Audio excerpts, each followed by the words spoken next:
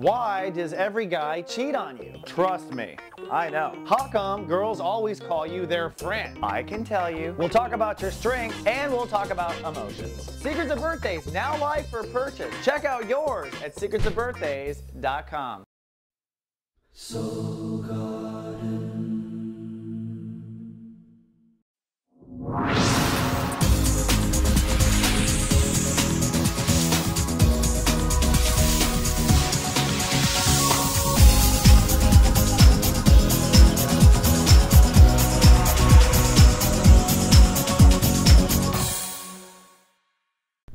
Namaste and welcome to Soul Horoscopes Orbits Edition. My name is Christopher Rayman Witecki and I'm your soul biographer, here to translate what's going on up in the outerverse down into figuring out your innerverse. And I'm so grateful to be back. Once again, I have been off the air. I'll explain in just a minute. First, a couple announcements. One, I'm doing a webcam workshop at the end of the month and the beginning of April called Jumpstart the Heart. This is in response to many of my clients who are telling me that they're having a hard time finding love, or they're having a hard time really feeling their heart, or they're having a difficult time figuring out what they should do or what they really want.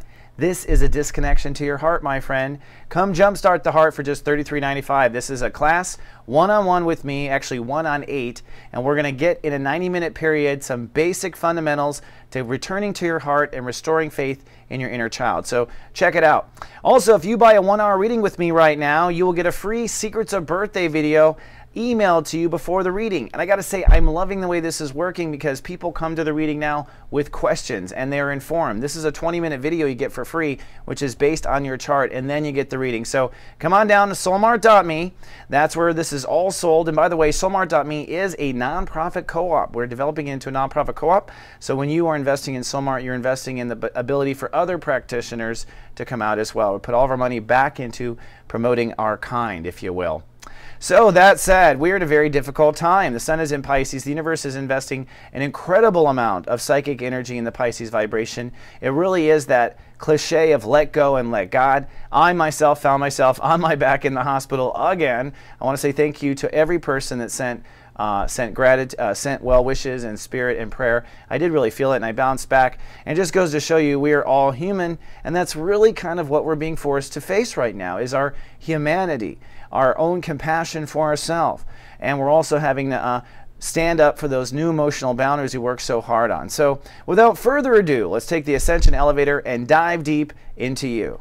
Ladies and gentlemen, this is your captain speaking. During a Mercury retrograde, the up button will go down and the down button will go up on the Ascension elevator. Please remain seated until I've turned off the no floating sign. And as always, thank you for flying with Christopher Witecki. Hello, my heroes, and welcome now to the Sun in Pisces, Chapter 3. This horoscope is for Aries, Aries risings, and if you own a Lighthouse report card, we call you an action engineer. Well, for all of you, this is a very difficult time of the year. This might be the hardest time of 2013, which I'm actually happy to report. If you're surviving, that's good news, right? We've got so much change going on. And for the Aries and Aries risings, action engineers, you're working on your inner faith. This is the I sense state of awareness. Out of the 12 states of awareness that we have as a human, one state is connected to God universe all the time, or is not connected to God universe. When we're not connected, it's because our subconscious or our psychic state is either picking up on other people all the time or is cluttered with our own karma. In other words, past life memories that are in our subconscious that begin to act out as early as adolescence. So this is a time where the universe is investing in Aries and Aries risings to remove these weeds in your soul garden, to face these fears once and for all, to heal not just this childhood of this life, but the past life that set up this childhood, and to connect to your psychic state of awareness so that your psychic state can be a daily tool in your life.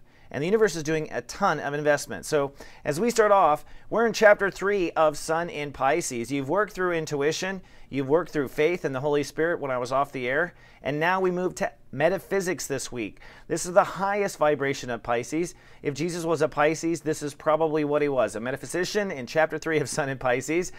This is where we start to really alchemize, make miracles.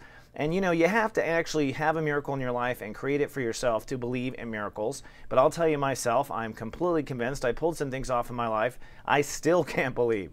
So this is worth trying. But other than that, you'll also be clearing out a lot of your karma. All right? There are a ton of planets in this area. Look at this: Neptune, Mercury, Chiron, Venus, the Sun, and Mars. And that's the moon zipping through here this week.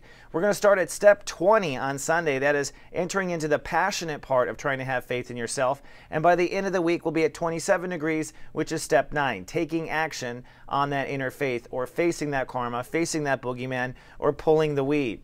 Now, another story is boundaries, trust, and intimacy, which got harder over the last 15 days. That's because Saturn has retrograded, pulling or withdrawing the support and forcing you to stick up for yourself. And Pluto is pushing you into the next career opportunities. So there's a lot of pressure on every little aspect for the Aries and Aries risings, as you can tell. I'm not kidding. This is one of the hardest times, but we're going to break through, and probably break through this week. So let's take a look at the 7-day move forecast in outer space.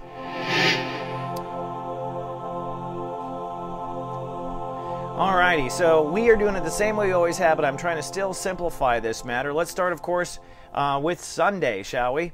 On Sunday, it's cloudy with the chance of pissiness. That's because the moon is ruling the day, and it's now entering into Pisces on Sunday, probably triggering those weeds in your soul garden. The moon also crosses over Neptune on that day, so Sunday is a very psychic day. If something weird happens to you on Sunday, it's possible it was psychic, it was past life, or maybe even you had some bizarre dreams. On Monday, it's Lightcast Day, and it's also Love Fest Day. The most best day, well, I guess what's the word I'm looking for? The most loving day of the month. That's because the moon will cross over Venus. We'll look at that in just a minute. Now, for you, I think you are definitely introverted. You are light casting. You are private on Monday. Even though Jupiter is ruling the day, which is a day of expansion and learning, the Aries are basically licking their wounds and a bit behind scenes. Let's take a look at the planets and what's really going on here. Now, you can see here we have Neptune, we have Mercury moving backwards in retrograde. That little green dizzy dot there is Chiron. We have Venus, we have the Sun, and we have Mars in this party. So on Lightcast Day and on Love Fest Day, it's because the moon crosses Venus, then immediately crosses the Sun. This is emotion catching up to giving and receiving with Venus. So this is really you starting to feel the Holy Spirit, starting to feel your connection to your higher self, hopefully starting to feel your connection and have some faith. So feeling the faith in the early part of Monday, then by the end, the moon crosses the Sun. That is the new moon, and that is Lightcast Day, the most powerful day of the month to set our intentions. So in Europe, it will be by the late end of the day, evening time for those in the United States. But either way, it is a day to step into your heart, fill your heart with love, and just envision and feel your life with faith, your life pulling off miracles, your life connected to Holy Spirit all the time, always feeling that peace. That's what the space you're going to hold on Monday. And then the moon will cross Mars at the very end of that, which just is like a burst of aggression. All right, so the universe is definitely working hard on us on Love Fest and Lightcast Day. By the way, come on down to the mothership, soulgarden.me. We are always telling people we love them. If you're having a hard Lightcast Day, come on down. We have a ton of volunteers that love you, and we'll be there for you. On Tuesday, it is showers, chance of anger. That's because the moon crosses Mars and moves into 0 degrees. At the same time, Uranus rules the day. That is breakdown, breakthrough. But the final breakthrough, the moon also crosses Uranus, so you're going to feel or be pushed to have to respond differently with your ego. So your ego might get punched in the arm on Tuesday. You're feeling it, you're strong, but you want to respond differently. You want to innovate up instead of kind of going down on Tuesday. Excuse me, I get a little confused there. Then on Wednesday, it is cloudy but cool. The moon is in Aries, so you're feeling emotions, working with ego, you're charismatic. Mercury rules the day, and Mercury is retrograde till March 18th, incidentally.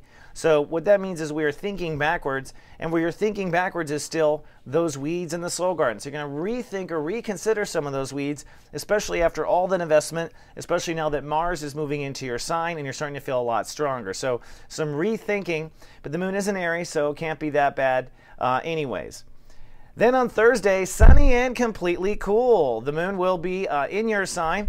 I think you might have some partly clouds, but with the moon in your sign in Aries and then in Taurus the second half of the day, it's a strong and confident day on Thursday. It's a real day to restore balance and order with your inner faith. You want to connect to your higher self, and you want to pull things off on Earth with your higher self connected. That's the whole point of this transit of clearing your weeds. So on Thursday, I think you're starting to feel the faith and be able to get things done. It's a good time for you.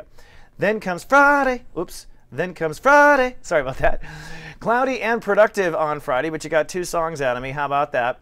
And overall, Neptune is going to rule the day. So when Neptune rules the day in a week of spirituality, then this is probably the most spiritual day next to Lightcast Day. So you might have some real innovation, some real epiphanies come in. Watch your dreams. Take a dream journal if you want during this time, because some people receive psychic information in their dreams. The moon is strong in Taurus. And so you're emotionally feeling your value, you're feeling what you are worth, and at some point the moon will oppose Saturn, which will be a tug-of-war between holding those boundaries together, and not slipping on personal boundaries because Saturn's not supporting you, but yet still feeling the strength on Friday. So Friday I think is a good day, but it's kind of a cloudy day. I think you're feeling overall sharp at the end of the day. Then comes Saturday, sunny and sharp on Saturday. Excuse me for my buttons. I'm getting all confused here with which day of the week. The moon in Taurus is going to really feel strong on Saturday. So I think with Saturn ruling the day on Saturn Day, doesn't always line up that way, but that's kind of cool.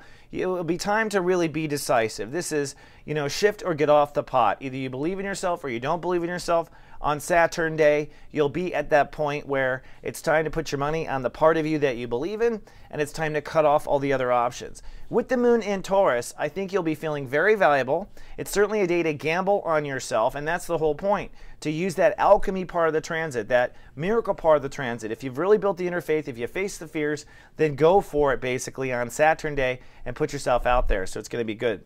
Then on Sunday, sunny and chatty. Mars rules the day. That's your home planet. So you are feeling strong, and it's the day where you really want to take action on yesterday's decision. So if yesterday you made a decision that I believe in myself, even when it comes to amazingly stunning women or amazingly hunky men, well then if you see a hunky man on Sunday, go for it, right? Mars rules the day. You want to act on that faith. Whatever it is you're trying to build faith and courage up to, act on it. The moon in Gemini means emotions and intellect will be ping-ponging and working together on that day. And so you'll really be good to articulate yourself. And at some point, the moon crosses Jupiter, which means you're going to have your mind blown a little bit. This might just be your mind and emotions catching up to actually having inner faith in yourself. But having Mars rule the day, your home planet, I think you'll be feeling good anyway. So plan to get out on Sunday, if nothing else. All right, let's fly back home.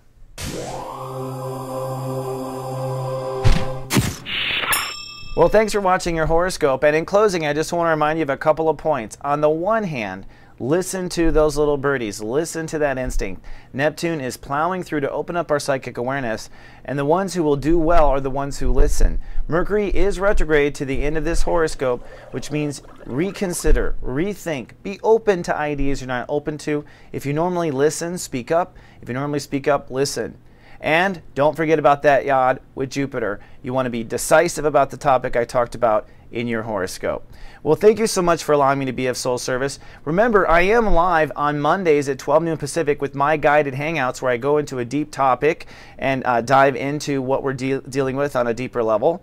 And if you don't know, if you receive GA text and Gmail, I am now emailing much more deep transcripts in the emails, getting deeper on the texts, and forwarding videos that are of importance to you. So if you want to join and be watched over by the Guardian Agency, it's really only 1 penny for the first week. Just come on to gatext.me.